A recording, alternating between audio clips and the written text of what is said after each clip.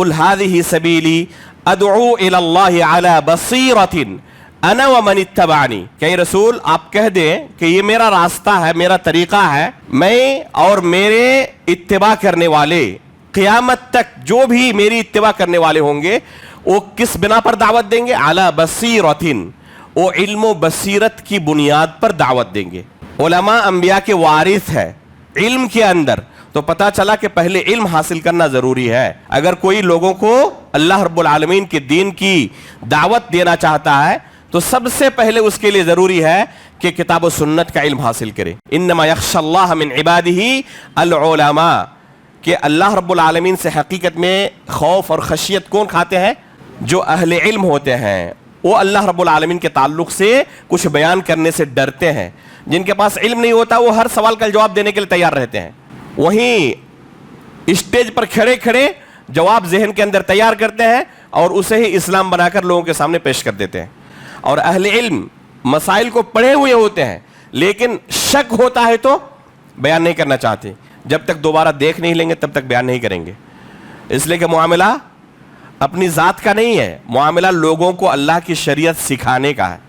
अगर कोई शख्स कलमा ला इलाहा इल्लल्लाह का इकरार कर ले और उसे पता ना हो कि मैंने क्या कहा, इसका क्या माना होता है, तो क्या बगैर इल्म के इस कलमे का इकरार उसे कोई फ़ायदा पहुंचा सकता है? नहीं पहुंचा सकता। अगर कोई शख्स सोया हुआ हो और नींद की हालत में अशहदु अल्ला इलाहा इल्लल्लाह पढ़ रहा है, क्या इससे वो दायरे इस्लाम के अंदर दाखिल हो जाएगा? नहीं दाखिल होगा, क्योंकि इल्म की बुनियाद पर इस कलमे का इकरार नहीं कर रहा है। तो इल्लल्लज़ीना आमनू, ये इल्म की दलील है। तो पहली सिफत क्या हुई? इल्म उसने हासिल किया और फिर ईमान लाया। या अय्युहन नबिय्यु इन्ना अर्सलनाका शाहिदन व मुबश्शिरन व नज़ीरा व दाइयन इलल्लाहि बिइज़निही व सिराजन मुनीरा। मुहतरम व मुकर्रम अहबाब जमात, बुजुर्गान दीन व मिल्लत, अज़ीज़ दोस्तों और पर्दा नशीन माँ व बहनों, अल्लाह रब्बुल आलमीन का हम बेपाया शुक्रगुज़ार हैं कि अल्लाह रब्बुल आलमीन ने हमें आज की इस मजलिस में हाज़िर होने और एक अहम मौजू पर कुछ बातें सुनने की तौफ़ीक़ इनायत फ़रमाई। हम अल्लाह रब्बुल आलमीन से दुआ करते हैं कि अल्लाह रब्बुल आलमीन इस मजलिस को हमारे लिए नफ़ा बख्श और बाबरकत बनाए। मुहतरम हाज़िरीन, अल्लाह रब्बुल आलमीन ने नबी सल्लल्लाहु अलैहि वसल्लम को लोगों की हिदायत के लिए दाई इलल्लाह बनाकर दुनिया में मबऊस फरमाया।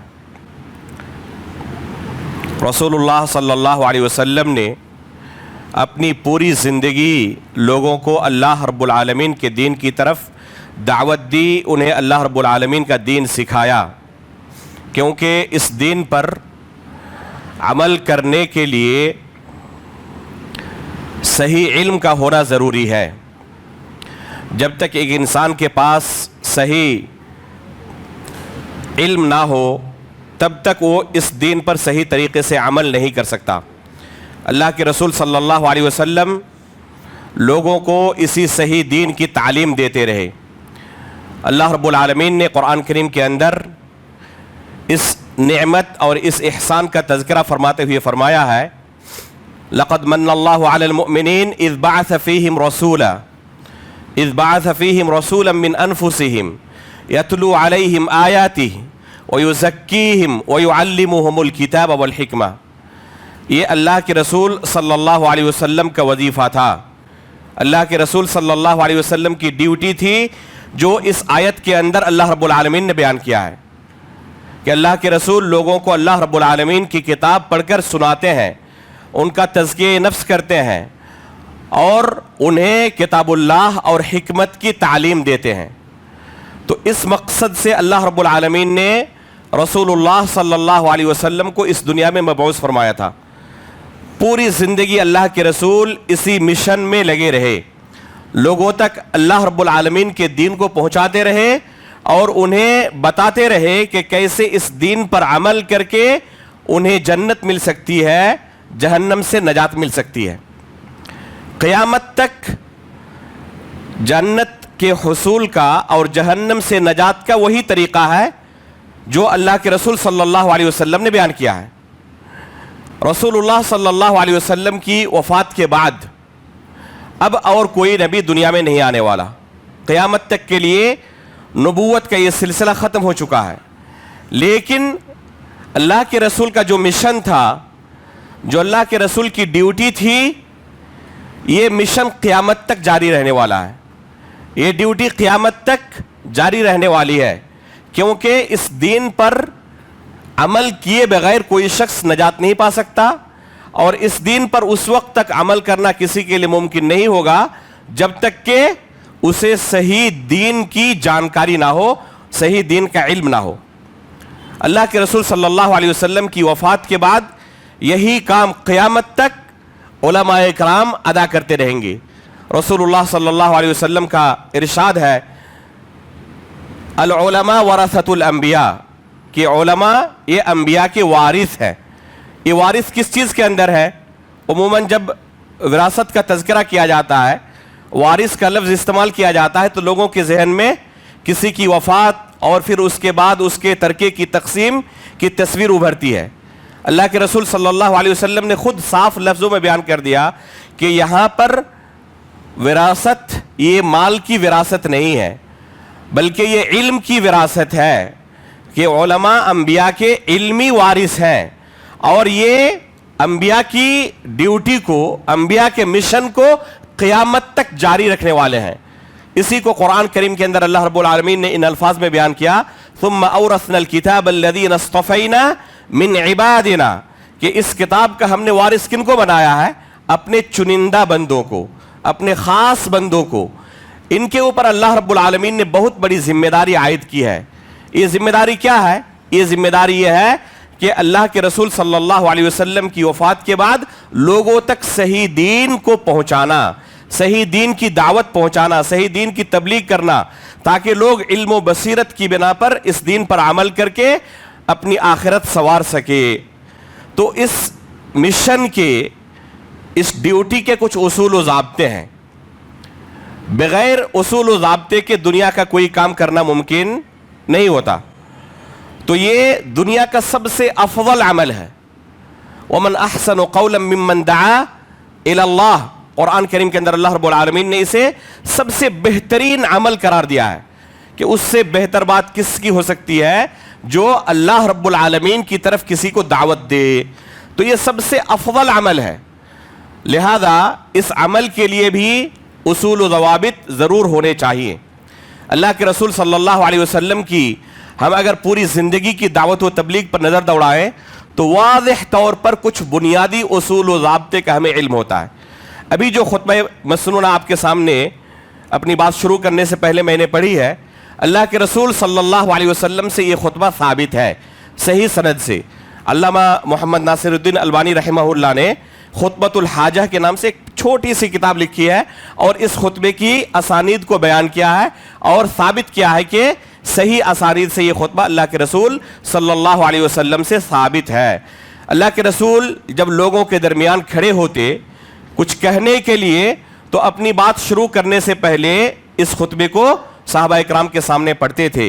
चाहे जुमा का खुतबा हो, चाहे आम दूसरी मजालिस हो, अपनी बात शुरू करने से पहले रसूलुल्लाह सल्लल्लाहु अलैहि वसल्लम की आदत थी कि पहले इस खुतबे को पढ़ते थे। तो इस खुतबे के अंदर वाज़ेह तौर पर हमें बहुत सारे उसूल व ज़वाबित का इल्म होता है, जो दावत के मैदान में एक दाई के लिए अपनाना ज़रूरी है। सबसे पहली चीज़ जो एक दाई के ऊपर आयद होती है वो ये है कि पहले वो शरीयत का इल्म हासिल करे, किताब व सुन्नत का इल्म हासिल करे। अल्लाह के रसूल सल्लल्लाहु अलैहि वसल्लम को अल्लाह रब्बुल आलमीन ने दाई और मुअल्लिम बनाकर भेजा था। अल्लाह के रसूल सल्लल्लाहु अलैहि वसल्लम का वजीफा बयान करते हुए अल्लाह ताला ने क्या फरमाया? वयुअल्लिमुहुमुल किताब वल हिकमा, कि अल्लाह के रसूल लोगों को किताबुल्लाह और हिकमत की तालीम देते हैं। तो अल्लाह के रसूल मुअल्लिम बनाकर भेजे गए थे। अल्लाह के रसूल की ड्यूटी थी कि लोगों को किताबुल्लाह सिखाएं, किताबुल्लाह की तालीम दें, शरीयत की तालीम दें। تو اللہ کے رسول صلی اللہ علیہ وسلم معلم بنا کر بھیجے گئے تھے، اور صحابہ اکرام کیا تھے؟ متعلم تھے، اللہ کے رسول سے دین کو سیکھنے والے تھے۔ تو یہی طریقہ اصل ہے دعوت کا، کہ دعوت دینے والا معلم ہوتا ہے، اور معلم کے لیے ضروری ہے کہ سب سے پہلے خود اس کے پاس کتاب و سنت کا علم ہو۔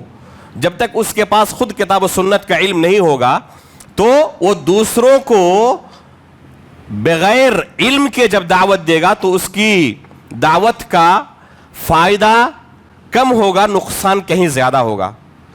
قرآن کریم میں اللہ کے رسول صلی اللہ علیہ وسلم اور آپ کے طریقے پر چلنے والے قیامت تک تمام دعات کے بارے میں اللہ رب العالمین نے یہ اصول بیان کیا ہے، قُلْ هَذِهِ سَبِيلِي أَدْعُو إِلَى اللَّهِ عَلَى بَصِيرَةٍ أَنَا وَمَنِ اتَّبَعَنِي، کہ رسول آپ کہہ دیں کہ یہ میرا راستہ ہے، میرا طریقہ ہے، میں اور میرے اتباع کرنے والے قیامت تک جو بھی میری اتباع کرنے والے ہوں گے وہ کس بنا پر دعوت دیں گے؟ عَلَى بَصِيرَةٍ، وہ علم و بصیرت کی بنیاد پر دعوت دیں گے۔ علماء انبیاء کے وارث ہے علم کے اندر، تو پتہ چلا کہ پہلے علم حاصل کرنا ضروری ہے۔ اگر کوئی لوگوں کو اللہ رب العالمین کے دین کی دعوت دینا چاہتا ہے تو سب سے پہلے اس کے لیے ضروری ہے کہ کتاب و سنت کا علم حاصل کرے۔ قرآن کریم کے اندر اللہ رب العالمین نے سورۃ العصر کے اندر اسی چیز کو بیان کیا ہے، والعصر ان الانسان لفی خسر الا الذین آمنوا وعملوا الصالحات وتواصوا بالحق وتواصوا بالصبر۔ اس سورے کے اندر اللہ رب العالمین نے 4 قسم کے لوگوں کے علاوہ باقی تمام لوگوں کو خسارے میں کہا ہے، کہ سب کے سب ہلاک ہونے والے ہیں، خسارے میں ہے، گھاٹے میں ہے، نقصان اٹھانے والے ہیں، سوائے 4 قسم کے لوگ۔ یہ کون ہے؟ پہلی قسم کے لوگ الا الذین آمنوا، جو لوگ ایمان لائے، اور ایمان لانا بغیر علم کے نہیں ہو سکتا۔ اللہ رب العالمین نے قرآن کریم کے اندر کیا فرمایا؟ فَعْلَمْ أَنَّهُ لَا إِلَهَ إِلَّا اللَّهُ وَاسْتَغْفِرْ لِذَنبِكَ۔ سورہ محمد کے اندر اللہ رب العالمین نے بیان فرمایا کہ پہلے علم حاصل کرو کہ اللہ رب العالمین کے سوا کوئی برحق معبود نہیں۔ تو کلمہ لا الہ الا اللہ سے پہلے اللہ رب العالمین نے علم کا تذکرہ کیا۔ امام بخاری رحمہ اللہ نے اس آیت سے اپنی صحیح کے اندر استدلال کرتے ہوئے کہا ہے کہ العلم قبل القول والعمل، کہ علم یہ قول اور عمل سے پہلے آتا ہے۔ اگر کوئی کسی کو دعوت دینا چاہے، شریعت کے کسی مسئلے پر عمل کرنا چاہے تو اس سے پہلے اسے علم حاصل کرنا پڑے گا۔ علم کی بنیاد پر عمل کرے گا تو عمل درست ہوگا، بغیر علم کے عمل کرے گا تو عمل درست بھی ہو سکتا ہے، غلط بھی ہو سکتا ہے۔ ہم ہر نماز میں سورہ فاتحہ میں اللہ رب العالمین سے دعا کرتے ہیں اہدنا الصراط المستقیم صراط الذین انعمت علیہم غیر المغضوب علیہم ولا الضالین، کہ اللہ تو ہمیں صراط مستقیم پر چلا۔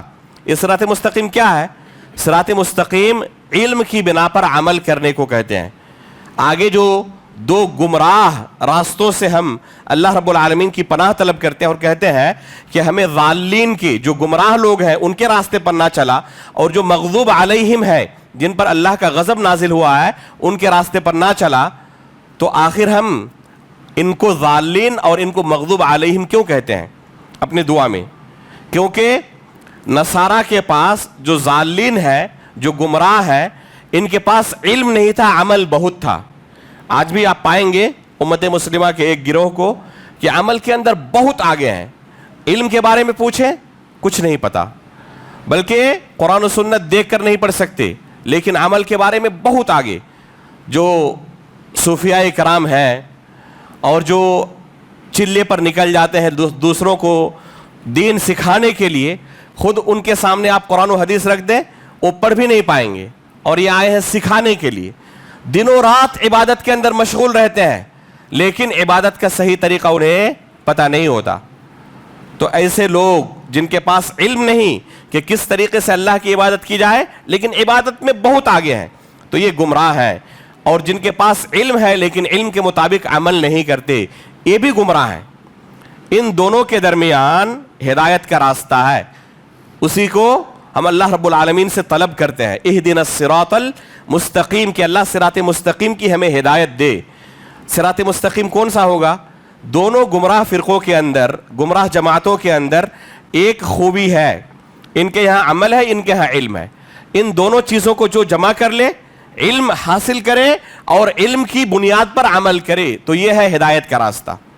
سورۃ العصر کے اندر جو پہلی صفت اللہ نے بیان کی کہ جو لوگ خسارے میں نہیں ہیں، کیا فرمایا؟ الا الذین آمنوا، جن لوگوں نے ایمان لایا. اسی الا الذین آمنوا کے لفظ سے شیخ محمد بن عبد الوہاب رحمہ اللہ نے الاصول الثلاثہ کے اندر استدلال کیا ہے کہ یہ علم کی دلیل ہے، کیونکہ ایمان بغیر علم کے قابل قبول نہیں ہے. اگر کوئی شخص کلمہ لا الہ الا اللہ کا اقرار کر لے اور اسے پتہ نہ ہو کہ میں نے کیا کہا، اس کا کیا معنی ہوتا ہے، تو کیا بغیر علم کے اس کلمے کا اقرار اسے کوئی فائدہ پہنچا سکتا ہے؟ نہیں پہنچا سکتا. اگر کوئی شخص سویا ہوا ہو اور نیند کی حالت میں اشہد ان لا الہ الا اللہ پڑھ رہا ہے، کیا اس سے وہ دائرہ اسلام کے اندر داخل ہو جائے گا؟ نہیں داخل ہوگا، کیونکہ علم کی بنیاد پر اس کلمے کا اقرار نہیں کر رہا ہے. تو الا الذین آمنوا یہ علم کی دلیل ہے. تو پہلی صفت کیا ہوئی؟ علم اس نے حاصل کیا اور پھر ایمان لایا. دوسری صفت اس پر عمل بھی کر رہا ہے. علم حاصل کرنے کے بعد اس پر عمل کرنا بھی ضروری ہے. اگر علم حاصل کرنے کے بعد کوئی علم کے مطابق عمل نہ کرے تو یہ علم خود اس کے خلاف وبال جان بن جائے گا. اللہ کے رسول صلی اللہ علیہ وسلم فرماتے ہیں القرآن حجت لک او علیک، یہ قرآن یا تو تمہارے لیے قیامت کے دن حجت ہوگا یا تمہارے خلاف حجت ہوگا. کن کے لیے حجت ہوگا؟ جنہوں نے قرآن کریم کا علم حاصل کیا اور قرآن کریم کے مطابق عمل بھی کرتے ہیں، تو قیامت کے دن یہ قرآن ان کے لیے حجت ہوگا. اور جو علم کے مطابق عمل نہیں کرتے، قرآن کا تو علم حاصل کیا، ایک ایک آیت کی تفسیر معلوم ہے، لیکن عملی طور پر اس کی مخالفت کر رہا ہے، شرک کے اندر مبتلا ہے، بدعت کے اندر مبتلا ہے، گناہوں کے اندر مبتلا ہے، تو یہ عملی طور پر اس علم کی دھجی اڑا رہا ہے. تو ایسے لوگ کامیاب نہیں ہو سکتے. علم کے مطابق عمل بھی کرے. اور تیسرے نمبر پر کہا وَتَوَاصَوْا بِالْحَقِّ. وَتَوَاصَوْا بِالْحَقِّ مطلب ایک دوسرے کو حق کی تلقین کرنا. یہی دعوت ہے. یہی کیا ہے؟ دعوت ہے. اور اس آیت کے اندر اس بات کی دلیل ہے کہ یہ تمام لوگوں کی ذمہ داری ہے. اس بات کو نوٹ کر لیں کہ دعوت کا یہ کام جو عمومی معنی میں ہے، یہ تمام لوگوں کی ذمہ داری ہے. اللہ رب العالمین نے اس سورے کے اندر تمام مسلمانوں پر دعوت کا ایک حصہ فرض قرار دیا ہے.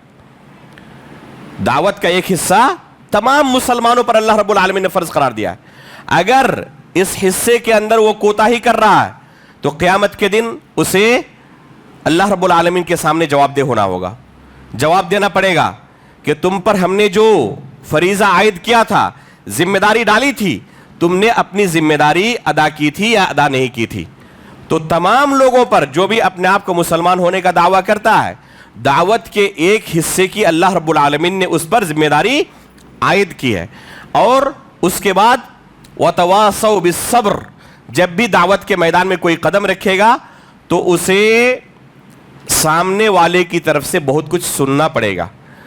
تو ایسے موقع پر صبر کا مظاہرہ کرنا ضروری ہے. ایک شخص خود اپنے گھر کے اندر اپنے بال بچوں کو دین کی تعلیم دیتا ہے، روزانہ نماز کا حکم دیتا ہے، کتنا صبر کرنا پڑتا ہے. بچے سنتے نہیں، اس کے باوجود روزانہ اس کے پیچھے پڑا ہوا ہے، اللہ رب العالمین سے دعا کرتا ہے. تو یہ صبر کا تقاضا کرتا ہے. دعوت کا میدان صبر کا تقاضا کرتا ہے. چاہے کسی بھی لیول پر دعوت کا کام انسان کر رہا ہو، صبر کا دامن اگر چھوڑ دے کامیاب نہیں ہو سکتا. تو اس سورے کے اندر اللہ رب العالمین نے تمام لوگوں پر دعوتی فریضے کی ذمہ داری عائد کی ہے. اب یہ کون سا دعوت کا لیول ہے جو تمام لوگوں پر اللہ رب العالمین نے عائد کی ہے؟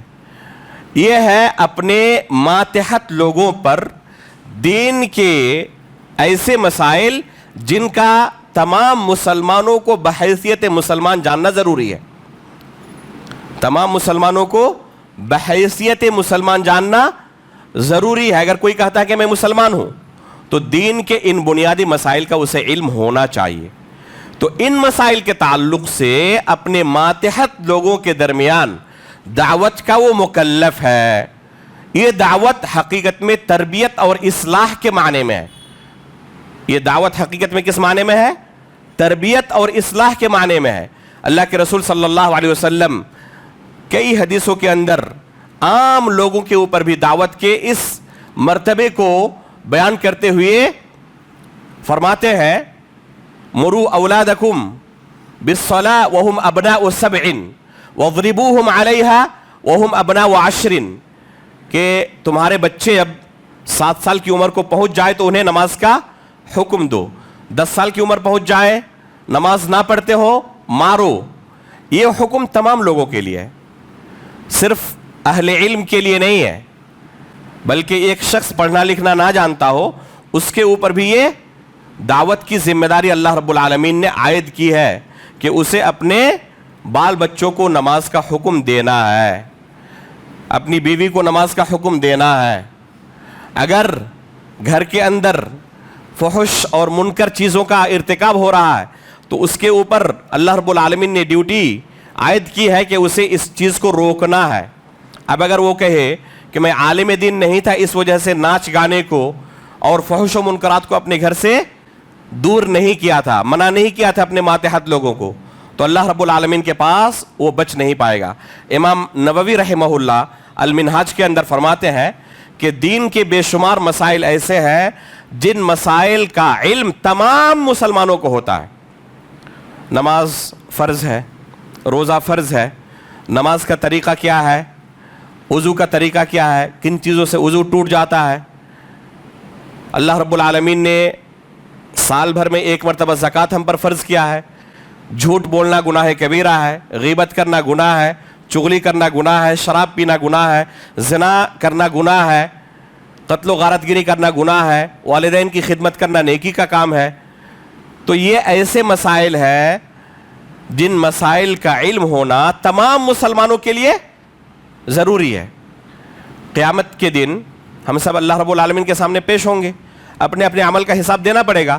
بلکہ اس سے پہلے قبر کے مرحلے میں ہی جب ہمارے رشتہ دار ہمیں قبر کے اندر دفنا کے آئیں گے تو ہر ایک سے فرشتے کچھ سوال کریں گے, نہیں کریں گے؟ یا یہ سوالات صرف علماء سے ہوں گے؟ یہ سوالات تمام لوگوں سے ہوں گے. من ربک وما دینک ومن نبیک. اگر کوئی کہے میں پڑھا لکھا نہیں تھا, والدین نے مدرسے میں داخل نہیں کیا تھا, اس وجہ سے مجھے نہیں پتا, یہ عذر قابل قبول ہوگا؟ قابل قبول نہیں ہوگا. تو یہ مسائل ایسے ہیں جن کا جاننا تمام مسلمانوں کے لیے ضروری ہے. تو ان چیزوں کی دعوت دینا بھی تمام مسلمانوں کے اوپر ضروری ہے اپنے ماتحت لوگوں کے درمیان. ایک عام شخص جو پڑھنا لکھنا میں نہیں جانتا, اپنا نام نہیں لکھ سکتا, اسے بھی اپنے بچوں کو کہنا ہوگا کہ نماز کا وقت ہو چکا ہے, نماز کے لیے چلو. فجر کی نماز کے لیے اسے بھی جگانا پڑے گا. اگر کوئی غلط کام کر رہا ہو جس کے غلط ہونے میں کوئی شبہ نہیں ہے تو اسے بھی اپنے ماتحت لوگوں کو اس کا حکم دینا پڑے گا. یہ ہے دعوت کا ادنا درجہ جو اللہ رب العالمین نے تمام لوگوں پر فرض کیا ہے. دعوت کا ایک دوسرا درجہ ہے لوگوں کو دین کی باتیں سکھانا. لوگوں کو دین کی باتیں سکھانا, اس کے لیے علم کی ضرورت ہے, اس کے لیے علم شرط ہے. اسی کو اللہ کے رسول نے العلماء ورثۃ الانبیاء کہا ہے. اسی کے بارے میں قرآن کریم میں اللہ رب العالمین نے کہا ہے قل هذه سبیلی ادعو الی اللہ علی بصیرۃ انا ومن اتبعنی. ایک شخص لوگوں کے درمیان اپنے آپ کو ظاہر کر رہا ہے, داعی کی حیثیت سے, مبلغ کی حیثیت سے, مفتی کی حیثیت سے, معلم کی حیثیت سے, مدرس کی حیثیت سے, رہنما کی حیثیت سے. تو ایسے شخص کے لیے ضروری ہے کہ اس سے پہلے وہ قرآن و سنت کا علم حاصل کرے, اس کے بعد لوگوں کو دین سکھائے. اگر اس سے پہلے لوگوں کو دین سکھانے کے لیے آ گیا تو یہ طریقہ اس نے غلط اختیار کیا ہے. اللہ رب العالمین نے اس کی اجازت عام لوگوں کو نہیں دی ہے کہ وہ لوگوں کو اللہ رب العالمین کا دین سکھانے کے لیے آئے, لوگ ان سے دین کے تعلق سے پوچھیں اور یہ لوگوں کو ان کے دین کے بارے میں بتائیں, سمجھائیں, ان کے سوالوں کا جواب دیں. اللہ کے رسول صلی اللہ علیہ وسلم نے بلا علم اس طرح اگر کوئی لوگوں کو دین کے مسائل میں رہنمائی کرتا ہے تو قیامت کی نشانیوں میں سے اسے شمار کیا ہے. صحیح بخاری کی روایت ہے ان هذا العلم ينتزع انتزاعا حتى اذا لم يبق عالما اتخذ الناس رؤوسا جهالا. کہ جب یہ علم آہستہ آہستہ اٹھا لیا جائے گا اور کیسے اٹھایا جائے گا؟ اچانک ایسا نہیں ہوگا کہ ایک عالم دین تھا اور اچانک جاہل ہو گیا، اس کے دل سے اللہ رب العالمین نے علم کو اٹھا لیا، ایسا نہیں ہوگا۔ علم دنیا سے کیسے اٹھایا جائے گا؟ علماء کی وفات ہوتی رہے گی اور پھر علماء کرام اس دنیا سے رخصت ہوتے رہیں گے اور اپنے ساتھ اپنے علم کو قبر کے اندر لے کے چلے جائیں گے۔ اس طریقے سے علماء کے اٹھنے سے یہ دین کا علم آہستہ آہستہ کیا ہوگا؟ اٹھتا رہے گا، یہاں تک کہ جب لوگوں کو علماء نہیں ملیں گے تو کیا کریں گے؟ جاہلوں کو اپنا سردار بنا لیں گے، اپنا مفتی بنا لیں گے۔ یہ جاہل ہے، اس کے باوجود کچھ لوگ انہیں سردار کیوں بنائیں گے، انہیں مفتی کیوں سمجھیں گے؟ کیونکہ لوگوں کے سامنے ظاہر ہوں گے عالم کی شکل میں۔ اور یہ طریقہ شروع اسلام سے لے کر آج تک جاری ہے، یہ آج کے دور کی کوئی ایجاد نہیں ہے، بلکہ آپ تابعین کے زمانے میں پائیں گے بے شمار لوگوں کو جو مدینہ علم کا مرکز تھا، جہاں صحابہ اکرام، تابعین کثیر تعداد میں موجود تھے۔ امام مالک رحمہ اللہ کو اپنی پوری زندگی مدینے سے باہر جانے کی ضرورت ہی نہیں پڑی، کیونکہ تمام کے تمام علماء مدینے کے اندر موجود تھے۔ اس زمانے میں مدینے کے اندر سینکڑوں ایسے لوگ موجود تھے جو بلا علم لوگوں کو دین کی باتیں سکھاتے تھے۔ سلف صالحین نے اس فتنے کا کس طرح تدارک کیا؟ لوگوں کو تنبیہ کرتے تھے کہ یہ اہل علم نہیں ہے، ان سے دین نہیں سیکھا جائے گا، اہل علم سے دین سیکھا جائے گا۔ امام مالک رحمہ اللہ فرماتے ہیں کہ ان کا جرم یہ تھا کہ علماء کے سامنے بیٹھ کر انہوں نے اس دین کو نہیں سیکھا تھا، کتابوں سے اس علم کو رٹ لیا تھا اور لوگوں کو سکھانے کے لیے سامنے حاضر ہونا شروع ہو گئے تھے، اس وجہ سے ان سے علم نہیں لیا جاتا تھا۔ تو اگر کوئی شخص چاہتا ہے دوسروں کو دین سکھانا تو اس کے لیے ضروری ہے کہ پہلے خود وہ دین کو سیکھے۔ یہ ممکن نہیں کہ خود جو اندھا ہو وہ دوسروں کو راستہ دکھائے۔ اگر ٹریفک پولیس کسی اندھے کو بنا دیا جائے تو کیا حال ہوگا؟ روزانہ 10-20 ایکسیڈنٹ ہوں گے۔ تو یہی حال ہوگا کہ اگر کوئی شخص خود کتاب و سنت کے تعلق سے اندھا ہو اور دوسروں کو کتاب و سنت کا علم سکھائے، دوسروں کو شریعت کا علم سکھائے، تو خود یہ گمراہ ہوں گے اور دوسروں کو گمراہ کریں گے۔ اللہ کے رسول نے اسی حدیث کے اندر بیان فرمایا، یضلون ویضلون، یہ خود گمراہ ہوں گے، دوسروں کو گمراہ کریں گے۔ اور دین کے معاملے میں کسی کو گمراہ کرنا انتہائی سخت جرم ہے۔ قرآن کریم میں اللہ رب العالمین نے اس جرم کے بارے میں بیان کرتے ہوئے کیا کہا؟ اللہ رب العالمین نے بتدریج گناہوں کا تذکرہ کیا ہے۔ چنانچہ اللہ رب العالمین کا ارشاد ہے، قل انما حرم ربی الفواحش ما ظهر منها وما بطن والإثم والبغي بغير الحق وأن تشركوا بالله ما لم ينزل به سلطانا وأن تقولوا على الله ما لا تعلمون۔ اس آیت کے اندر اللہ رب العالمین نے گناہوں کو بتدریج بیان کیا ہے۔ علامہ ابن قیم رحمہ اللہ اس آیت کی تفسیر کرتے ہوئے فرماتے ہیں کہ گناہوں کو بتدریج بیان کیا ہے، چھوٹے گناہ سے شروعات کر کے بڑے گناہ کو اللہ رب العالمین نے بیان کیا۔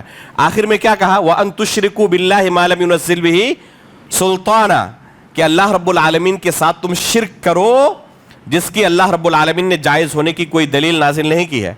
اور اس کے بعد کہا وَأَن تَقُولُوا عَلَى اللَّهِ مَا لَا تَعْلَمُونَ، اگر تمہارے پاس اللہ رب العالمین کے بارے میں علم نہیں ہے اور اس کے باوجود تم کیا کرو؟ اللہ رب العالمین کے بارے میں دوسروں کو علم دو، تم سمجھاؤ دوسروں کو اللہ رب العالمین اور اس کی شریعت کے بارے میں، تو شرک کے بعد اس گناہ کا تذکرہ اللہ رب العالمین نے کیا، اسے حرام قرار دیا۔ قل انما حرم ربی، یہاں سے اس آیت کی شروعات کی ہے، تو یہ حرام ہے۔ اور علامہ ابن قیم رحمہ اللہ نے اس آیت کی تفسیر میں کہا ہے کہ شرک سے بھی یہ عظیم گناہ ہے۔ کیوں؟ کیونکہ شرک کرنے والا اس کا گناہ صرف اس کی ذات تک محدود ہوتا ہے، لیکن ایک شخص جو اللہ رب العالمین کا دین دوسروں کو غلط سکھائے تو یہ تمام کے تمام لوگ کیا ہوں گے؟ غلط دین سیکھ کر اس پر عمل کریں گے۔ یہ بہت بڑی ذمہ داری ہے۔ اگر کسی کو اس ذمہ داری کا احساس ہو تو اس کے دل کے اندر بھی سلف صالحین کے یہاں جو خوف اور خشیت ہوتی تھی، جس کا قرآن میں اللہ رب العالمین نے تذکرہ کیا ہے، کیا فرمایا؟ انما یخشی اللہ من عبادہ العلماء، کہ اللہ رب العالمین سے حقیقت میں خوف اور خشیت کون کھاتے ہیں؟ جو اہل علم ہوتے ہیں، وہ اللہ رب العالمین کے تعلق سے کچھ بیان کرنے سے ڈرتے ہیں۔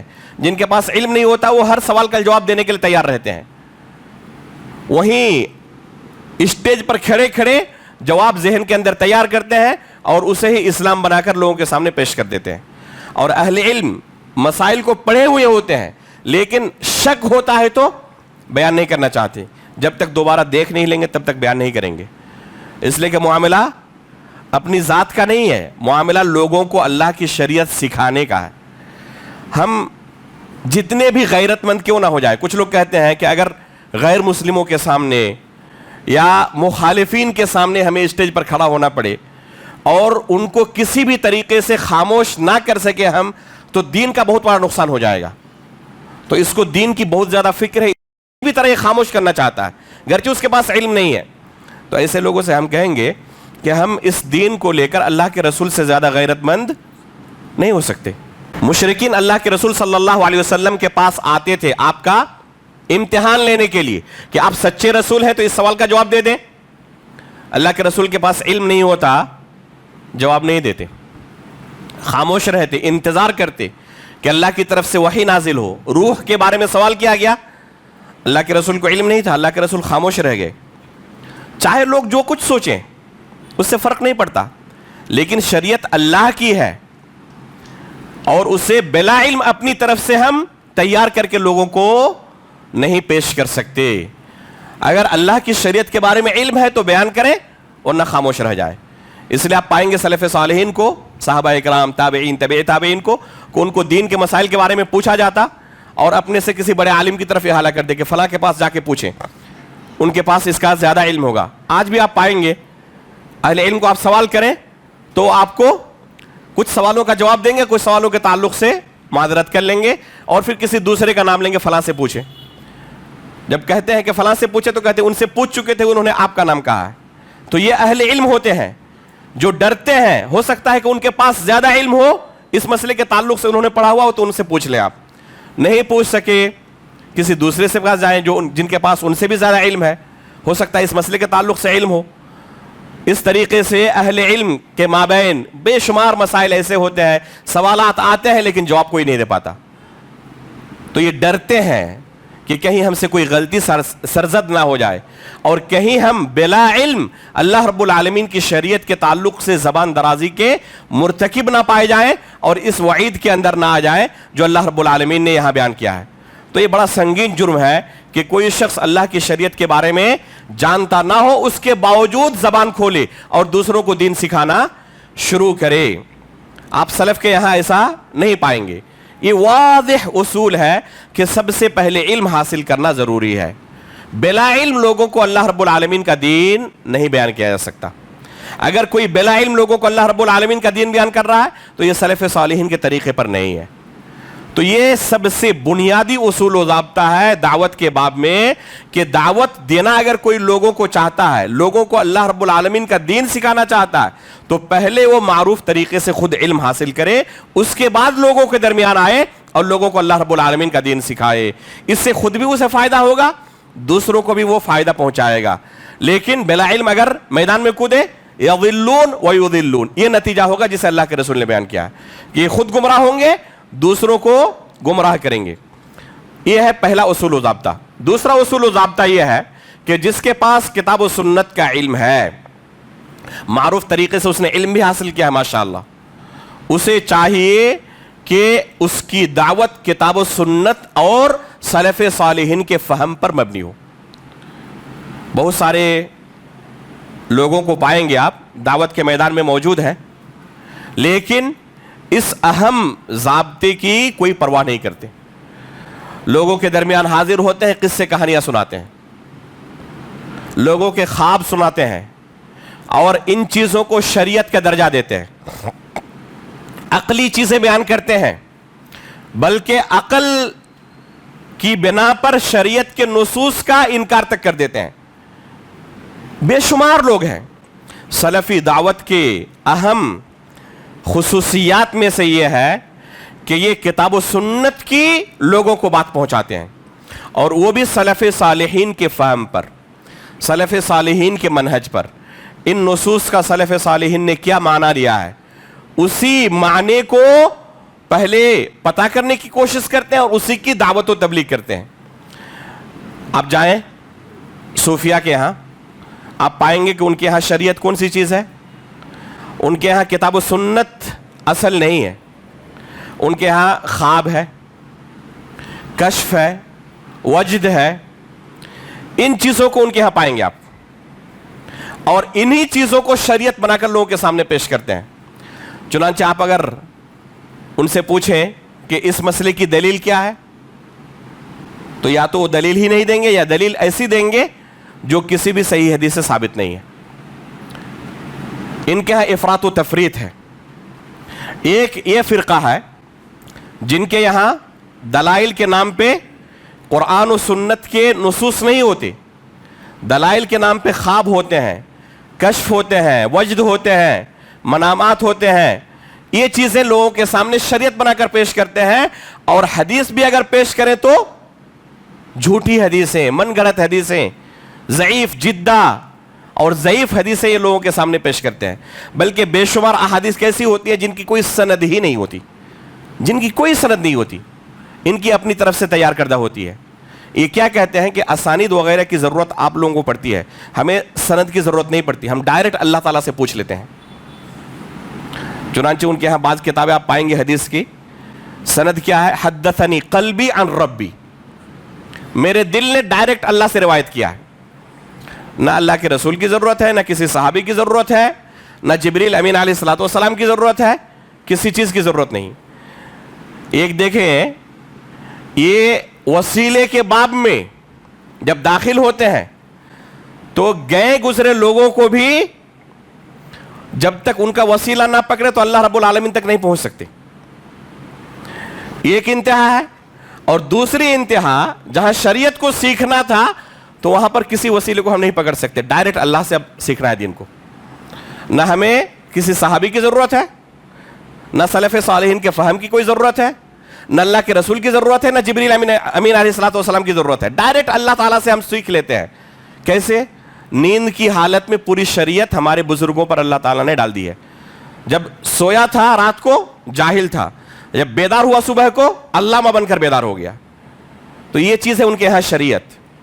ایک انتہا یہ ہے، دوسری انتہا یہ ہے جو معتزلہ اور خوارج وغیرہ جیسے گمراہ فرقوں کے یہاں پائے جاتے ہیں، اور آج بھی ہمارے اس معاشرے کے اندر جن کو ہم مفکر کہتے ہیں ان کے یہاں یہ بیماری موجود ہے۔ یہ دوسری انتہا کیا ہے؟ صحیح احادیث کو بھی عقل کے خلاف ہونے کی وجہ سے رد کر دینا، گرچہ وہ حدیث صحیح بخاری کے اندر ہو، صحیح مسلم کے اندر ہو، یا دوسری کتابوں کے اندر صحیح اسانید سے ثابت ہو، نہیں مانتے۔ کیوں؟ عقل کے اندر نہیں آ رہی ہے۔ اللہ رب العالمین نے قرآن کریم کے اندر بیان کیا انشقاق قمر کا واقعہ، اقتربت الساعۃ وانشق القمر، قرآن کے اندر موجود ہے۔ اسی طریقے سے معراج کا واقعہ، اللہ کے رسول ایک ہی رات سفر کر کے بیت المقدس گئے، وہاں سے 7ویں آسمان، اور پھر ایک ہی رات مکہ واپس آ گئے۔ عقل کے اندر نہیں آ سکتی۔ کیسے ممکن ہے کہ ایک مہینے کی مسافت ایک دن میں کوئی طے کر لے؟ اس لیے عقل سے ماورا چیز ہے یہ۔ قبر کے اندر کسی کو عذاب اور کسی کو نعمت کے مرحلے سے گزرنا پڑے گا، ارے عقل کے اندر یہ چیز نہیں آتی ہے، اس کو تسلیم نہیں کر سکتے۔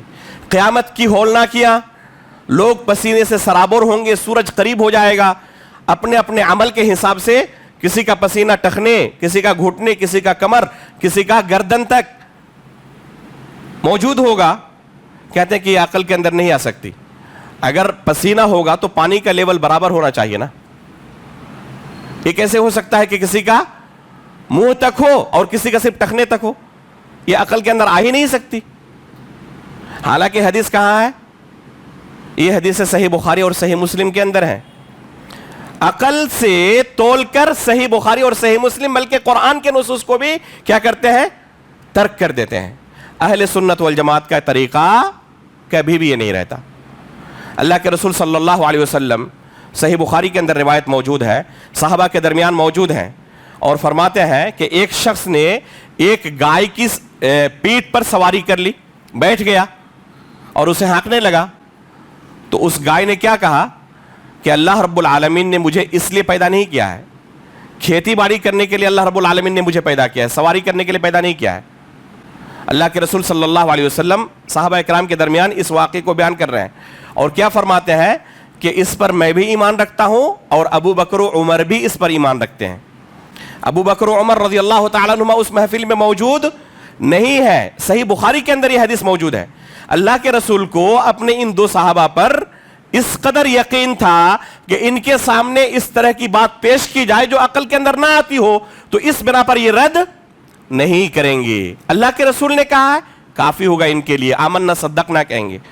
تو اس سے ہمیں درس ملتا ہے کہ ہم اللہ کے رسول صلی اللہ علیہ وسلم کی احادیث کو بنیاد بنائے اپنی دعوت کے لیے, چاہے وہ ہمارے عقل کے اندر آئے یا نہ آئے. تو نہ ہم صوفیہ کے طریقے پر چلنے والے کہ علم گلم ہر طرح کی حدیث کو شریعت کا درجہ دے دیں, چاہے وہ موضوع ہو, من گھڑت ہو, چاہے اس کی کوئی سند ہی نہ ہو. تو یہ ایک انتہائی ہے. اور دوسری انتہائی ہے کہ صحیح حدیثوں کو بھی کیا کریں, ترک کر دیں. بلکہ ہمارا اصول و ضابطہ یہ ہے, سلفی دعوت کا یہ اہم اصول و ضابطہ ہے کہ جو بھی حدیث اللہ کے رسول صلی اللہ علیہ وسلم سے صحیح اسانید سے ثابت ہو وہ شریعت ہے, وہ دین ہے, وہ حجت ہے. اسے ترک کرنا گمراہی ہے. عقل کی کسوٹی پر اسے تول کر ہم ترک نہیں کر سکتے. آمنا صدقنا کہنا ضروری ہے. تیسری اہم چیز سلفی دعوت کے اندر اس کے اصول میں کہ دعوت کی شروعات اللہ رب العالمین کی توحید سے ہو. اس دن کی شروعات کس آیت سے ہوئی ہے؟ پہلی آیت کون سی نازل ہوئی تھی؟ جی فرمائیں. غار حرا میں اللہ کے رسول پر اقرأ بسم ربک الذی خلق. اللہ رب العالمین کی بے شمار صفات میں سے صفت تخلیق کا اللہ رب العالمین نے انتخاب کیا. قرآن کے اندر آپ اگر دیکھیں سب سے زیادہ عقلی دلائل کا اللہ رب العالمین کی توحید پر جو استعمال ہوا ہے وہ صفت تخلیق کو لے کر ہے. خصوصاً وہ آیتیں جو مکہ کے اندر نازل ہوئی. مکہ کے اندر تمام کے تمام جو مخاطبین تھے وہ کون تھے؟ شروع میں سب کے سب کفار تھے. وہ قرآن پر ایمان ہی نہیں لاتے, اللہ کے رسول کی رسالت پر ایمان ہی نہیں لاتے. ضرورت تھی کہ ایسے لوگوں کو ایسی دلائل پیش کی جائیں جو اگر ان کے پاس عقل کی نعمت موجود ہے اور انصاف کا مادہ باقی ہے تو انکار نہیں کر سکتا. پہلی آیت کے اندر اللہ رب العالمین نے اپنی وحدانیت کی بہت بڑی دلیل کہ خالق بس اللہ رب العالمین ہے, اس کے علاوہ کوئی نہیں. چنانچہ یہ اہل مکہ بھی تسلیم کرتے تھے کہ پیدا کس نے کیا ہے؟ اللہ رب العالمین نے کیا ہے. جبیر بن مطعم رضی اللہ تعالی عنہ جو جنگ بدر میں قیدی بنا کر مدینہ لے جائے گئے تھے, فرماتے ہیں کہ اللہ کے رسول صلی اللہ علیہ وسلم نے مغرب کی نماز میں جب سورۃ الطور کی تلاوت شروع کی اور اس آیت پر پہنچے ام خلقوا من غیر شیء ام هم الخالقون, کہ جن کی عبادت کرتے ہیں وہ ایسے ہی پیدا ہو گئے کسی چیز کے بغیر یا یہ خود اپنے آپ کو پیدا کرنے والے ہیں. کہتے ہیں کاد قلبی ان یطیر. اس آیت کو سننے کے بعد میرا اپنے نفس پر کنٹرول نہیں رہا, اپنے دل پر کنٹرول نہیں رہا, ایسا لگا کہ وہ اڑ رہا ہے ہواؤں میں. اس آیت نے فرماتے ہیں فذالک اول ما وقر الایمان فی قلبی, یہ پہلا مرحلہ تھا جب ایمان نے میرے دل پر دستک دی تھی. ایک آیت نے ایک ایسے کافر کو جو قیدی بنا کر مسلمانوں کے خلاف لڑنے کی وجہ سے مدینہ لایا گیا ہے, اور اس آیت نے ان کی زندگی بدل ڈالی. تو قرآن کریم کے اندر اللہ رب العالمین نے بے شمار آیتوں کے اندر اس طرح کیا ہے, اللہ رب العالمین کی وحدانیت کی عقلی دلیلوں کا تذکرہ کیا ہے. جیسے کہ پہلی آیت کے اندر ہی شروعات کس سے ہو رہی ہے؟ توحید سے ہو رہی ہے کہ پیدا کرنے والی ذات اللہ رب العالمین کی ہے. اللہ کے رسول صلی اللہ علیہ وسلم اپنے دعات کو بھیجتے صحابہ اکرام کو دور دراز کے علاقوں میں تو کیا نصیحت کرتے؟ فَلْيَكُنْ أَوَّلَ مَا تَدْعُوهُمْ إِلَيْهِ شَهَادَةُ أَن لَا إِلَهَ إِلَّا اللَّهِ. آپ کی دعوت کی شروعات کہاں سے ہونی چاہیے؟ کلمہ شہادت سے, کلمہ توحید سے ہونی چاہیے. آج بہت سارے لوگ کہتے ہیں, خود میرے پاس ایک شخص آیا کھیڑ میں رتنا گری کہ آپ لوگ یہ توحید و شرک کی باتیں بیان کر کے لوگوں کو پہلے ہی متنفر کر دیتے ہیں, تو آپ کی مجلس میں وہ بیٹھتے ہی نہیں تو آپ کی آگے کی بات کیسے سنیں گے؟ اس لیے پہلے میٹھی میٹھی باتیں کریں تاکہ آپ کی مجلس میں وہ پہلے جم جائیں, اس کے بعد آخر میں توحید کی بات کریں.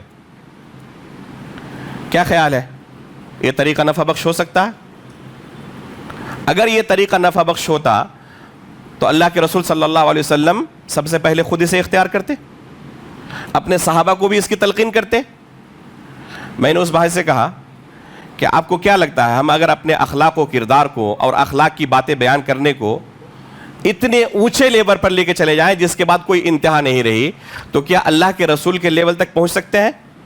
کہہ رہے نہیں، اللہ کے رسول کے لیول تک کیسے کوئی پہنچ سکتا ہے؟ اللہ کے رسول کے بارے میں قرآن میں اللہ نے گواہی دی، انک لعلی خلق عظیم کان خلقہ القرآن، اما عائشہ فرماتی تھی۔ تو اللہ کے رسول سراپا رحمت بنا کر بھیجے گئے تھے، وما ارسلناک الا رحمتا للعالمین۔ تو اللہ کے رسول صلی اللہ علیہ وسلم کے لیول پر کوئی اخلاق میں کیسے پہنچ سکتا ہے؟ تو میں نے کہا دیکھیں، اللہ کے رسول صلی اللہ علیہ وسلم نے ان کے درمیان ایک دو دن نہیں 40 سال تک زندگی گزاری، اور پوری اس مدت میں کوئی ایک دھبا بھی آپ کے کردار پر نہیں تھا، کوئی انگلی تک نہیں رکھ سکتا تھا اللہ کے رسول کے کسی بھی کریکٹر پر۔ تو اتنے اونچے لیول پر پہنچنے کے بعد، اخلاق کے اندر اتنا اونچا لیول حاصل کرنے کے بعد بھی جب اللہ کے رسول نے ان کے درمیان کہا یا ایھا الناس قولوا لا الہ الا اللہ تفلحوا، تو نتیجہ کیا ہوا تھا؟ لوگوں نے مان لیا تھا؟ لوگوں نے نہیں مانا۔ تو توحید کی بات جب آپ کریں گے تو مخالفت ہوگی۔ یہ ایسی چیز ہے، کسی کو آپ بتائیں کہ آپ جس کو اپنا معبود کہہ رہے ہیں وہ باطل ہے اور برحق معبود بس اللہ رب العالمین ہے، آسانی سے تسلیم کر لے گا؟ ظاہر سی بات ہے کہ آسانی سے تسلیم نہیں کرے گا، وہ مخالفت پر اتر جائے گا۔ انہوں نے تلواریں نکال لی، اللہ کے رسول اور آپ کے صحابہ نے ان کے گھروں پر بلڈوزر نہیں چلایا تھا، لیکن اس کے باوجود ان صحابہ اکرام پر ظلم و ستم کے پہاڑ توڑے۔ کیوں؟ ان کا جرم کیا تھا؟ بس ایک اللہ رب العالمین کی توحید کو تم قبول کر لو، یہی جرم تھا بس۔ تو آپ توحید کی دعوت چاہے آخر میں دیں چاہے پہلے دیں، نتیجہ وہی آنے والا ہے۔ اس لیے ہمیں اس بارے میں بہت زیادہ ٹینشن لینے کی ضرورت نہیں ہے کہ ہماری اس دعوت کا اثر کتنا ہوگا، فالورز کتنے ہوں گے، کتنے لوگ قبول کریں گے، کتنے لوگ میدان چھوڑ کے بھاگ جائیں گے۔ اس بارے میں بہت زیادہ ایک داعی کو ٹینشن لینے کی ضرورت نہیں ہے۔ خالص جو اللہ رب العالمین کا دین ہے اسے حکمت کے ساتھ لوگوں کے درمیان پہنچائیے، اور اللہ رب العالمین سے دعا کریں کہ اللہ رب العالمین لوگوں کے دلوں کے اندر ہدایت ڈال دے۔ ہدایت دینے والا اللہ رب العالمین ہے، کسی انسان کے ہاتھ میں ہدایت نہیں ہے۔ ابو طالب جنہوں نے آخری عمر تک اللہ کے رسول کی مدد کی تھی، کیا پتہ نہیں تھا کہ اللہ کے رسول سچے رسول ہیں؟ لیکن آخر تک انہوں نے کلمے کا اقرار کیا؟ کلمے کا اقرار نہیں کیا۔ اللہ رب العالمین توفیق نہیں دی، ہدایت نہیں پا سکے۔ لیکن اسی کے بالمقابل دیکھیں، بعض صحابہ اکرام کی سیرت آپ پائیں گے کہ میدان جنگ میں اللہ کے رسول اور صحابہ اکرام کے خلاف جنگ لڑنے کے لیے آئے ہوئے ہیں، اللہ کے رسول کے خون کے پیاسے ہیں، اور اللہ رب العالمین میدان جنگ کے اندر ان کے دل میں ہدایت ڈالتا ہے، اور میدان جنگ کے اندر وہ کیا کہتا ہے؟ اشہد ان لا الہ الا اللہ۔ تو اللہ تعالیٰ چاہے تو ایک خونی دشمن کے دل میں بھی عین وقت پر ہدایت ہی کر سکتا ہے۔ ایک شخص کو صحیح بخاری کے اندر روایت موجود ہے، اسامہ بن زید رضی اللہ تعالیٰ عنہ اور ان کے ایک انصاری ساتھی ایک شخص کو دوڑا رہے ہیں، مسلمانوں کے خلاف اب تک تلوار چلا رہا تھا، لوگوں کو قتل کر رہا تھا۔ اب ان دونوں نے ان پر قابو پا لیا، ان دونوں نے تلوار اٹھائی چلانے کے لیے، عین موقع پر گرے ہوئے ہیں اور یہ ان کے اوپر سوار ہیں اور تلوار ابھی چلانے ہی والے ہیں۔ کیا کہتے ہیں؟ اشہد ان لا الہ الا اللہ واشہد ان محمدا عبدہ ورسولہ۔ اس انصاری صحابی نے اپنی تلوار روک لی، لیکن اسامہ بن زید رضی اللہ تعالیٰ عنہ نے تلوار چلا دی۔ اللہ کے رسول صلی اللہ علیہ وسلم کے پاس پہنچے تو جب واقعہ بیان کیا تو اللہ کے رسول صلی اللہ علیہ وسلم نے کہا کہ قتلتہ بعد ان قال لا الہ الا اللہ، لا الہ الا اللہ کا اقرار کرنے کے بعد بھی آپ نے اسے قتل کر ڈالا؟ تو انہوں نے کہا اللہ کے رسول، انہوں نے صرف تلوار کے ڈر سے ایسا کہا تھا۔ ظاہر سی بات ہے کہ حالات اور قرائن بھی انہی کی تائید کر رہے ہیں کہ تلوار کے ڈر سے ہی انہوں نے کلمہ کہا ہے، بظاہر ایسا ہی لگ رہا ہے۔ تو اللہ کے رسول نے کیا کہا؟ ہلا شققت عن قلبی، تم نے اس کا دل چیر کر دکھا تھا کہ تمہارے تلوار کے ڈر سے اس نے کلمہ پڑھا ہے؟ پھر بار بار کہنے لگے کہ قیامت کے دن جب یہ کلمہ شہادت لے کر اللہ کے دربار میں حاضر ہوگا تو تم اس کا سامنا کیسے کرو گے؟ جب بار بار کہنے لگے تو اسامہ رضی اللہ تعالیٰ عنہ کہتے ہیں کاش کہ میں آج سے پہلے اسلامی قبول نہ کیا ہوتا۔ تو اللہ رب العالمین اگر چاہے، یہاں تو بالکل صراحت آ گئی نا حدیث کے اندر، اللہ کے رسول کی طرف سے گواہی مل گئی کہ اس شخص نے تلوار کے ڈر سے اسلام قبول نہیں کیا تھا۔ اللہ کے رسول کو بدریہ وحی خبر مل گئی کہ وہ شخص تلوار کے ڈر سے اسلام قبول نہیں کیا تھا۔ اللہ کے رسول کیا فرما رہے ہیں؟ قیامت کے دن وہ کلمہ لا الہ الا اللہ کے ساتھ حاضر ہوگا، تم اس کا سامنا کیسے کرو گے؟ تو یہ کلمہ لا الہ الا اللہ کے ساتھ حاضر ہوگا، شرک اور کفر کے ساتھ حاضر نہیں ہوگا۔ تو اس حالت میں بھی اگر اللہ تعالیٰ چاہے تو کسی کو ہدایت دے سکتا ہے۔ اس لیے کوئی داعی اس خوش فہمی میں نہ رہے کہ میرے اندر اتنی صلاحیت موجود ہے کہ میں دوسروں کو مجبور کر دیتا ہوں اسلام قبول کرنے پر، حاشا وکلا۔ یہ طاقت اللہ نے انبیاء کو بھی نہیں دی تھی۔ قیامت کے دن اللہ کے رسول فرماتے ہیں کہ کچھ انبیاء ایسے آئیں گے جن کے فالورز کتنے ہوں گے، ان پر ایمان لانے والے کتنے ہوں گے؟ 2 لوگ 3 لوگ۔ وَنَبِيٌّ لَيْسَ مَعَهُ أَحَدٌ، اور ایسے بھی انبیاء آئیں گے جن پر ایمان لانے والا ایک بندہ بھی نہیں ہوگا۔ کیا کہا جائے گا کہ یہ نبی ناکام رہ گئے؟ نعوذ باللہ، برحق نبی ہے، اللہ کی طرف سے نبوت ملی ہے، اللہ کی طرف سے تائید اور نصرت بھی حاصل ہے۔ اس کے باوجود اگر بظاہر دیکھا جائے اسی کو اگر ہم کامیابی اور ناکامی کی شرح سمجھ لیں تو ہمیں بظاہر یہی لگے گا کہ ان کا اسکور بالکل کیا رہا؟ 0 رہا۔ ایک بھی شخص ان کے ہاتھ پر اسلام قبول نہیں کیا تو یہ ناکام رہ گئے۔ حقیقت میں ایک ناکامی نہیں ہے، اللہ رب العالمین کے پاس ان کا اجر محفوظ ہے۔ دعوت انتہائی عظیم عبادت ہے۔ اگر اخلاص کے ساتھ علم حاصل کرنے کے بعد ایک شخص کتاب و سنت کی لوگوں کو تعلیم دے تو یہ انتہائی عظیم عبادت ہے۔ لیکن کبھی بھی اگر کوئی شخص لوگوں کی خواہش کے مطابق اس دین کو توڑ مڑوڑ کر پیش کرے، گرچہ اس کی دعوت سے وقتی طور پر لوگ متاثر ہو جائیں اور قبول بھی کر لے، لیکن یہ داعی اللہ کے پاس پکڑا جائے گا جس نے اللہ رب العالمین کے دین کو غلط طریقے سے لوگوں کے درمیان پیش کیا تھا، توڑ مڑوڑ کر پیش کیا تھا۔ اس لیے یہ اللہ رب العالمین کے پاس نہیں بچے گا۔ اس لیے ہمیں چاہیے کہ جو اللہ رب العالمین کا دین ہے اس بارے میں ہم صحیح سے معلومات حاصل کریں، علم حاصل کریں اور صحیح دین لوگوں تک پہنچا دیں۔ ہماری دعوت کی شروعات توحید سے ہو، اس لیے کہ اس کے بعد ہی تمام چیزوں کا مرحلہ آتا ہے۔ اگر تمام خیر کے کام موجود ہوں اور توحید کا اس نے اقرار نہیں کیا، کوئی فائدہ ملے گا اسے؟ کوئی فائدہ نہیں ملنے والا۔ اس لیے توحید سب سے پہلے، بعد میں دوسری چیزوں کی دعوت دی جائے گی۔ توحید کا اقرار کر لے۔ ایک شخص دائرہ اسلام کے اندر داخل ہو گیا، جیسے عام مجلسوں کے اندر، مسجدوں کے اندر ہم اگر دعوت کا کام کریں تو یہاں ہمارے مدعوین کون ہیں؟ توحید کا اقرار کرنے والے، کلمہ شہادت کا اقرار کرنے والے۔ ان کے درمیان ہماری اولویات کیا ہوں، سب سے زیادہ ہم کن چیزوں پر فوکس کریں؟ سلف صالحین کا کیا طریقہ تھا؟ سلف صالحین کے طریقے کو ہمیں فالو کرنا چاہیے، اس کی اتباع کرنا چاہیے۔ دین کے جو سب سے اہم اور بنیادی مسائل ہیں ان مسائل کا ان کے سامنے تذکرہ کیا جائے۔ دین کے سب سے اہم مسائل کیا ہیں؟ ارکان اسلام ہیں۔ اسلام کے کتنے ارکان ہیں؟ 5 ارکان ہیں۔ کلمہ شہادت کا معنی بیان کیا جائے، اس کے ارکان بیان کیا جائے، اس کے شروط اور ضابطے بیان کیے جائے، کن چیزوں سے یہ کلمہ ٹوٹ جاتا ہے اسے بیان کیا جائے۔ میں نے ایک چھوٹی سی پتلی سی کتاب لکھی ہے کلمہ شہادت کے اوپر، کلمہ لا الہ الا اللہ کے اوپر، عربی زبان میں طلبہ کے حفظ کے لیے اور عام مساجد میں اس کی اپنی علاقائی زبان میں شرح کے لیے۔ اللہ کے فضل و کرم سے بہت سارے لوگوں نے بہت سارے مسجدوں میں اس کا درس دیا، میں نے بھی بعض جگہوں پر اس کا درس دیا ہے۔ تو یہ دین کے بنیادی مسائل ہیں جن کا جاننا ہر شخص کے لیے ضروری ہے۔ اس کلمے کا معنی کیا ہے، اس کے کیا شروط ہیں، اس کے ارکان کیا ہیں، کن چیزوں سے یہ کلمہ ٹوٹ سکتا ہے۔ تو یہ ہے دین کے بنیادی مسائل، سکھائے جائے لوگوں کو۔ نماز کے بارے میں سکھایا جائے، نماز کے شروط کیا ہیں۔ طہارت پہلی شرط ہے، جسم کا پاک ہونا ضروری ہے، کپڑے کا پاک ہونا ضروری ہے، جگہ کا پاک ہونا ضروری ہے جہاں پہ آپ نماز پڑھیں۔ تو آخر کن چیزوں سے پاکی ضروری ہے؟ غسل جنابت کا کیا طریقہ ہے؟ حیض سے اگر کوئی پاک ہوئی خاتون تو اس کے غسل کا کیا طریقہ ہے؟ کن چیزوں سے ایک انسان ناپاک ہو سکتا ہے؟ یہ دین کے بنیادی مسائل ہیں، इन चीज़ों के बारे में बकसरत बयान किया जाए।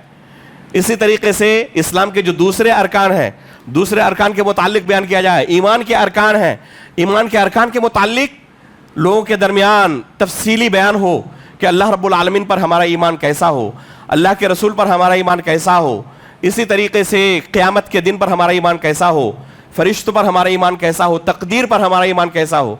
अफसोस की बात है कि आज आप जो दीनदार तबका है, जो लोग मस्जिद में हाजिर नहीं होते उनकी बात तो छोड़ ही दें, जो लोग हाजिर होते हैं उनसे भी जाकर आप पूछें कि इस ईमान के कितने अरकान हैं, बहुत सारे लोग आपको जवाब नहीं दे पाएंगे ईमान के कितने अरकान हैं। वजह क्या है कि हमारी दावत के अंदर ये बहुत बड़ा कसूर है। दुआत को चाहिए कि इन उमूर पर फोकस करें, बार बार इन चीजों को दोहराएं, इतनी बार दोहराया जाए कि लोगों के जहन के अंदर ये चीजें रासिख हो जाएं। जैसे कि हमारे यहाँ बाज़ फ़िक़ही मसाइल हैं, इनका तज़किरा इतना ज़्यादा होता है कि आप लोगों को पूछें 3 तलाक का मसला, रफ़ यदैन का मसला, 20 रकात तरावी का मसला, तो हर कोई कह देगा कि किन का मसला है ये। लेकिन उन्हीं को पूछें आप तकदीर पर ईमान लाने का क्या माना है, उसके क्या अरकान हैं, कब एक शख्स को माना जाएगा कि तकदीर पर ईमान लाने वाला है और कब माना जाएगा कि तकदीर का इनकार करने वाला है। लोगों को पता नहीं है इन मसाइल के बारे में, हालांकि ये दीन के बुनियादी मसाइल हैं जिनका जानना ज़रूरी है। सहाबाए किराम के बारे में हमारा अकीदा क्या होना चाहिए, इमाम महदी के बारे में हमारा अकीदा क्या होना चाहिए। आपके ही इस इलाके में शायद वो ज़ाहिर हुआ था ना, नया महदी बनकर, क्या नाम है उसका, हाँ शकील बिन हनीफ, शायद इसी इलाके में कहीं ज़ाहिर हुआ था, अभी भी मौजूद है। उसके फॉलोअर्स आज कितने होंगे इंडिया में? हज़ारों की तादाद में। किस वजह से? क्योंकि जो लोग तो उनकी इत्तिबा कर चुके हैं, जो नहीं किए हैं उनके बारे में आप कन्फर्म नहीं हो सकते कि वो अपने असल दिन पर बाकी रहेंगे, क्योंकि असल दिन को जानते नहीं है। इमाम महदी के बारे में क्या अकीदा होना चाहिए, दज्जाल के बारे में क्या अकीदा होना चाहिए, कौन सी हदीसें वारिद है, अल्लाह के रसूल ने कौन से उसूल व ज़वाबित बयान किए हैं जिस बिना पर अपने ईमान की हम हिफाजत कर सके, इनका तज़किरा नहीं होता। आज देखें हमारे जमात अहले हदीस के अंदर कितने नौजवान ऐसे हैं, खुसूसन असरी उलूम के पढ़ने वाले, जो सहाबाए किराम पर ज़बान दराज़ी करते हैं। मुहर्रम का महीना भी गुजरा हमारे सामने से, हमने देखा सोशल मीडिया पर एक बहुत बड़े तबके को कि वो क्या करते हैं, वो सहाबाए किराम पर ज़बान दराज़ी करते हैं। अज़मत सहाबा के ताल्लुक़ से एक मेरा सीरीज़ शुरू हुआ है दारुस्सलाम में। आज की बात है, आज सुबह उसी मस्जिद के चंद मुसल्लियों के ताल्लुक़ से खबर मिली, और उनमें से बाज़ अहले इल्म हैं, मदरसों के फारिगुत तहसील हैं, वो सहाबाए किराम के मुतालिक अजीब व गरीब बातें बयान कर रहे थे। आज की खबर है, ये हमारे अहले हदीस नौजवान हैं, आखिर उनके यहाँ ये खराबियाँ कहाँ से आई हैं? वजह उसकी ये है कि सही तालीम की जो ज़रूरत थी वो मैदान बिल्कुल खाली पड़ा हुआ है, या तो तज़किरा बिल्कुल नहीं होता या इंतहाई मामूली होता है। आप खुद कहें तौहीद अस्मा व सिफ़ात पर आपने कितने दुरुस्त सुने हैं? जिनकी उम्र 40-50 साल हो चुकी है, शायद उन्होंने भी अपनी पूरी ज़िंदगी में 1-2 दर्स सुना हो, या शायद वो भी ना सुना हो। सिफ़त कलाम के बारे में क्या गुमराह फ़िरक़ों का अक़ीदा है और हमारा क्या अक़ीदा होना चाहिए, आप पूछें, लोगों के पास जवाब नहीं है। इन मसाइल का तज़किरा इतना ज़्यादा होना चाहिए कि हर शख्स को इन बुनियादी मसाइल के ताल्लुक़ से इल्म हो। अल्लाह के रसूल सल्लल्लाहु अलैहि वसल्लम के पास जिब्रील अमीन एक दिन आते हैं और आकर इस्लाम के बारे में पूछते हैं, ईमान के बारे में पूछते हैं, इहसान के बारे में पूछते हैं और क़यामत की अलामतों के बारे में पूछते हैं। जब वापस चले जाते हैं तो उमर फारूक रज़ी अल्लाह तआला अन्हु इस हदीस के रावी हैं। अल्लाह के रसूल फरमाते हैं, या उमर अतदरी मनिस साइल, उमर आपको पता है कि ये जब ये सवाल कर रहे थे कौन थे ये? तो कहते हैं अल्लाह व रसूलुहु आलम, अल्लाह और उसके रसूल बेहतर जानते हैं। तो अल्लाह के रसूल फरमाते हैं, इन्नहु जिब्रील अताकुम युअल्लिमुकुम दीनकुम, ये जिब्रील अलैहिस्सलातु वस्सलाम थे जो तुम्हें तुम्हारा दीन सिखाने के लिए आए थे। क्या सिखाने के लिए? युअल्लिमुकुम दीनकुम। उलमा फरमाते हैं कि इस हदीस के अंदर दीन को बयान कर दिया गया। इसी दीन के बारे में हमें सवाल किया जाए कब्र के अंदर, और यह सवाल हर एक से होगा, सिर्फ अहले इल्म से नहीं होगा, मदरसे के अंदर पढ़ने वाले तलबा से नहीं होगा, हर एक से पूछा जाएगा उसके दीन के बारे में, तुम्हारा दीन क्या था। اس نے دین کی بنیادی چیزوں کا ہی علم حاصل نہیں کیا اور 50-60 سال دنیا میں گزار کر چلا گیا، اس کے پاس دین کا کوئی علم نہیں۔ اب جیسے بھی لوگ آتے ہیں اس کے پاس جو بھی عقیدہ پیش کرتے ہیں علم گلم ہر چیز کو قبول کر لیتے ہیں، کیونکہ صحیح علم اس کے پاس ہے ہی نہیں۔ تو ظاہر سی بات ہے کہ جب وہ کورا کاغذ ہوگا تو کوئی بھی چیز اس کے سامنے پیش کیا جائے گا، اسی چیز کو وہ حق سمجھ کر قبول کر لے گا۔ اس لیے دین کے ان بنیادی مسائل کے تعلق سے ہر مسجد کے اندر اتنا زیادہ تذکرہ ہو کہ ایک عام شخص بھی اپنے عقائد، اپنے مناہج کے بارے میں اچھی طرح واقف ہو جائے، جیسے کہ دنیا کے عام امور کے بارے میں ایک انسان واقف ہوتا ہے۔ بہت سارے لوگ آپ پائیں گے معاشرے کے اندر ایسے ہیں جو پڑھے لکھے نہیں ہیں، نام نہیں لکھ سکتے، وہ بھی اپنی زندگی گزار رہے ہیں، کسی پیشے کے ساتھ جڑے ہوئے ہیں، روزانہ اچھا خاصا الحمدللہ کماتے ہیں، اپنا پیٹ پالتے ہیں، اپنے گھر والوں کا پیٹ پالتے ہیں۔ تو دنیا میں زندہ رہنے کے لیے انہوں نے کچھ علم حاصل کیا نہیں کیا، گرچہ پڑھنا لکھنا نہ جانتے ہو۔ مثال کے طور پر ایک ٹیکسی ڈرائیور ہے، وہ اپنے راستے کے بارے میں علم حاصل کرتا ہے کہ کس راستے سے میں جاؤں گا تو میں کہاں سے کہاں جلدی پہنچ سکتا ہوں، یہاں سے یہاں تک کہ کرایہ کتنا ہوگا۔ مجال ہے کہ آپ اس کو ٹھگ لیں، نہیں ٹھگ پائیں گے۔ جو اس کا میدان ہے اس کے بارے میں وہ علم حاصل کیا ہوا ہے۔ تو اسی طریقے سے گرچہ پڑھنا لکھنا نہ جانتا ہو، دین کے ان مسائل کے بارے میں جانکاری ہر ایک کو رکھنی ہے، اور اس دین کے بارے میں اسے قیامت کے دن اور اس سے پہلے قبر کے اندر پوچھا جائے گا وما دینک۔ لہذا ہمیں چاہیے کہ ان امور پر ہم فوکس کریں، دین کے بنیادی مسائل پر۔ تو یہ ہے سب سے اہم مسائل، اس لیے کتاب التوحید کا، العقیدۃ الواسطیہ کا، الاصول الثلاثہ کا، الدروس المہمہ لعامۃ الامہ، اسی طرح نواقض اسلام، یہ جو اہم چھوٹے چھوٹے متون ہیں ان کا درس ہر شہر کے اندر ہونا چاہیے۔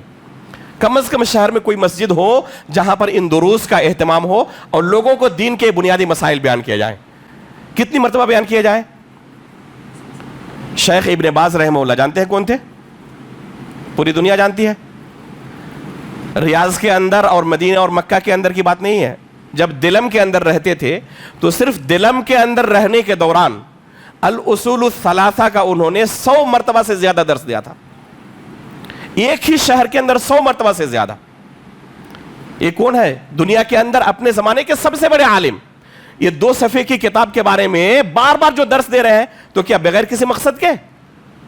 جانتے تھے کہ یہ اصل چیز ہے لوگوں کو جہنم سے بچانے کے لیے، یہ اصل چیز ہے جنت تک پہنچنے کے لیے۔